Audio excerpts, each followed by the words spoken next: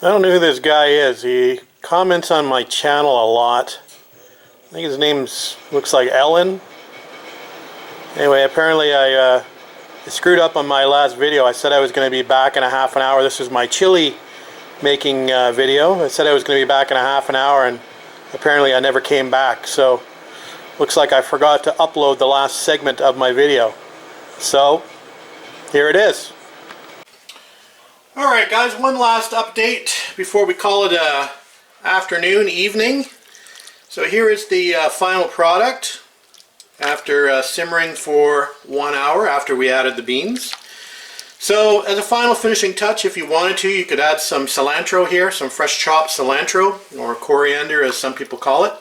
I'm not a big fan of cilantro, so I'm not going to be adding it in here.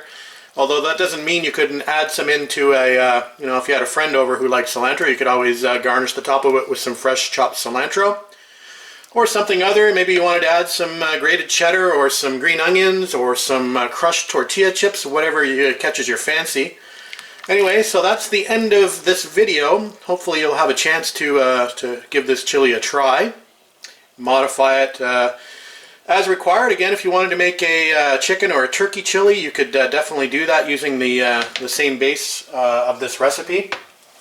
But anyway, hopefully you'll enjoy it, and thanks for watching. Have a good night. We're just about to have dinner.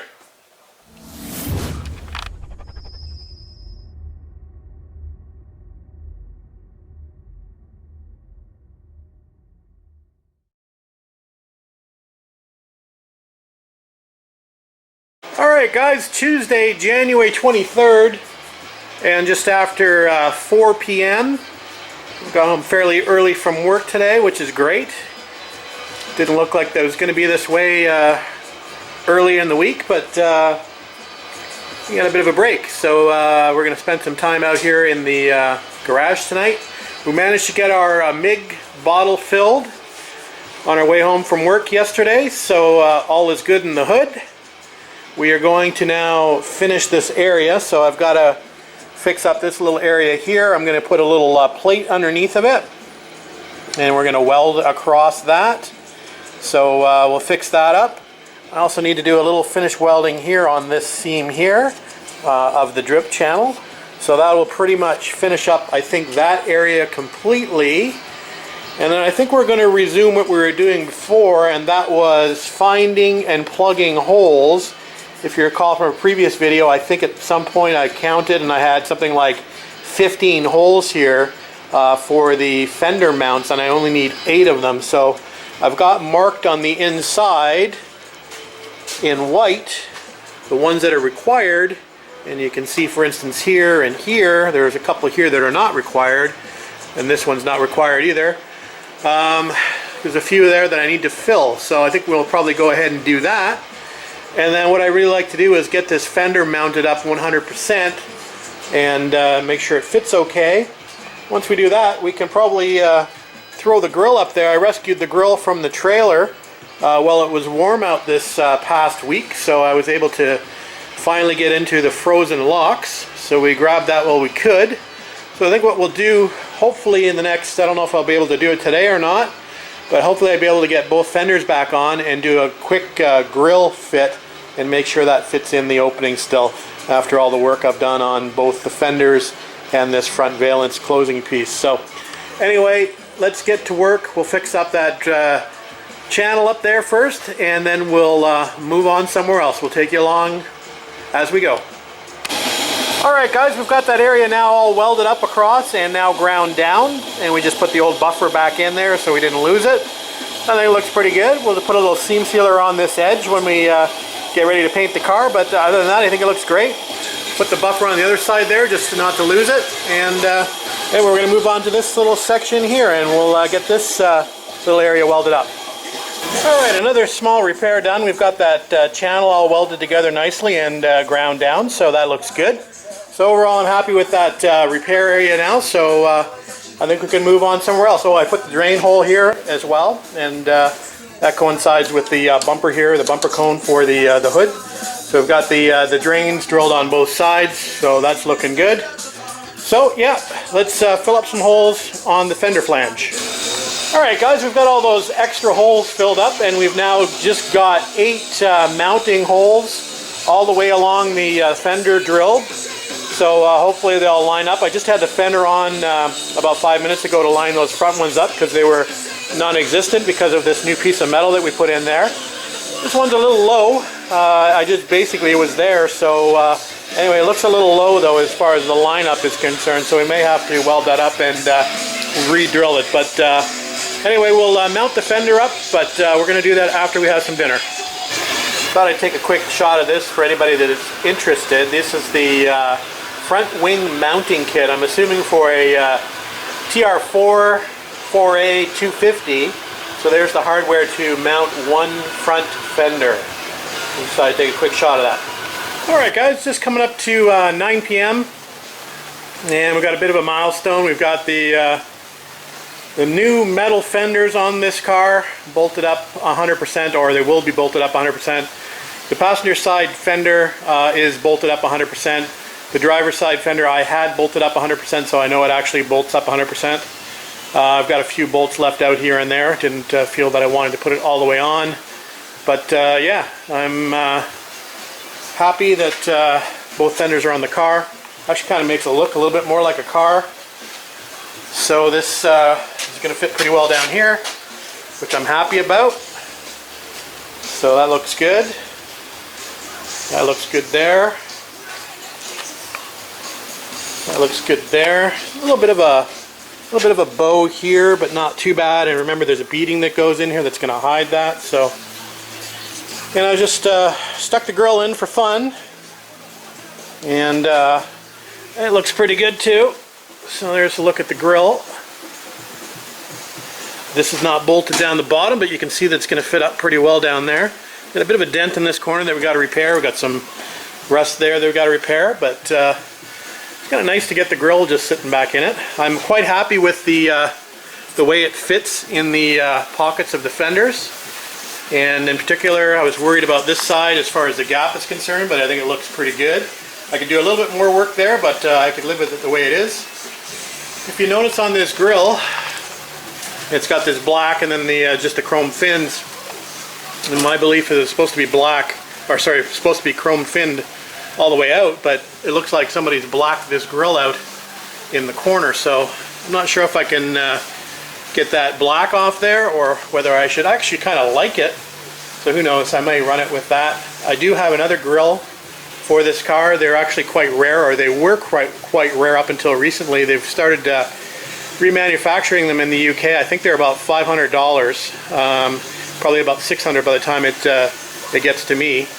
So they're quite expensive items. The other grill I have is a bent fin, and I'm not sure whether that can be repaired. I haven't really pulled it out to have a look at it. But this is the grill that actually came off this car. So anyway, it's good to see it back on there, even if it's just held on with zip ties. And it's good to know that it's going to fit in there well after all that work on the fender flanges and the front valence, etc. So I'm quite happy with that. So I guess we'll end on that note. It's been a, not a lot of work done, but kind of satisfying tonight.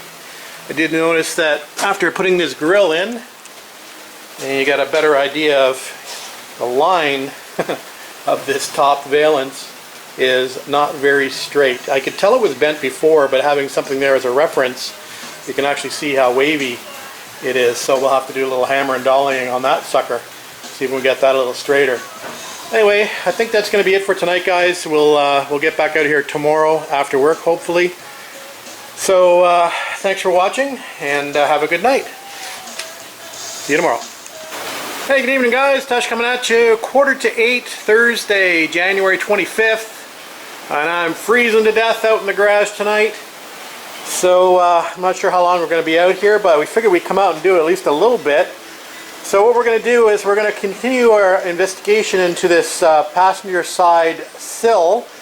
So what we plan on doing is stripping it down entirely of all its paint and rusty bits, and to see if this is going to be a usable sill. I do have a replacement for it, but obviously the preference is to use it if possible. If it's still in good shape, we're going to do that. So in order to determine that, we need to get all the paint off of it first and have a good look at it. So that's going to be the job for tonight. Just a little grinding and wire brushing. Nothing too exciting. It's a little dusty out here, but the sill's coming up not too bad. So I haven't seen anything major wrong with it yet. I mean, there's lots of stuff wrong with it, but it doesn't look like I've found anything so far that's not workable. So we've did a little bit of work on the rear fender as well where we're at it, and I was trying to figure out what the heck's going on with these mounting holes, why this one was bashed in. Beautiful job of bashing that hole in and filling it up with Bondo when it should look something like that. So again, I have no idea why they've drilled the bumper holes lower. We'll have to figure that out at some point once we get the bumper back out. Anyway, I think we're gonna call the night, let all the dust settle.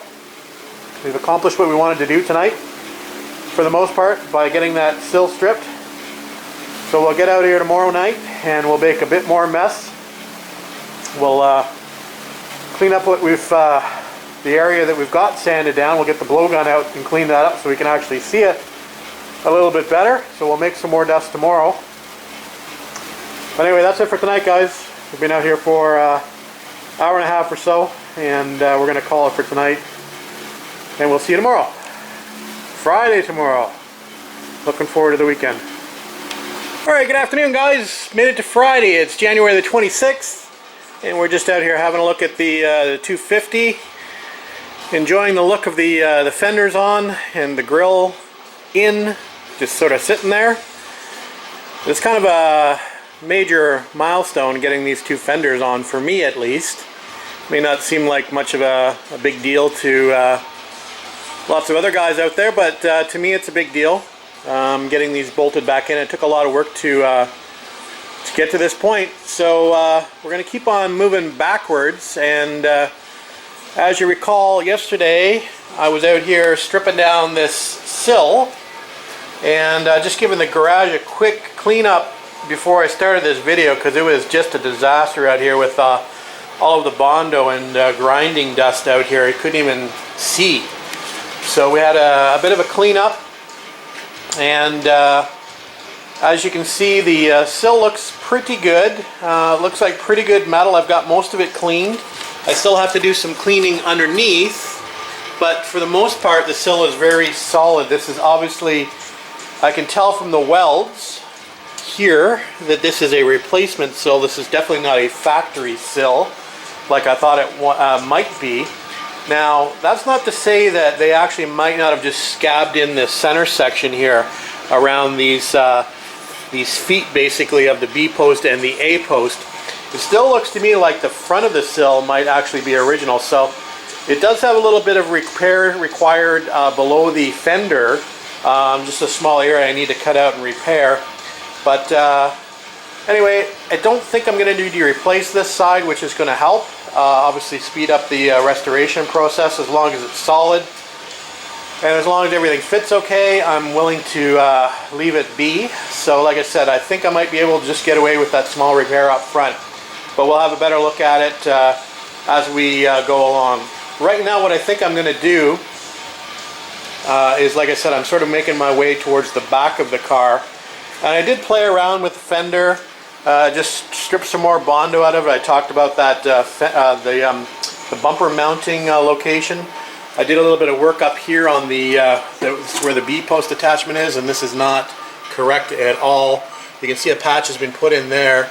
It should look something like this, with one connection on the bottom and not much of a lip. So I'm not quite sure what they've done on this fender over here, but that's going to be requiring some modification, because I definitely want to use the stock bolting location. I did check on the sill, and that location is still there. Let me just see if I can show that to you.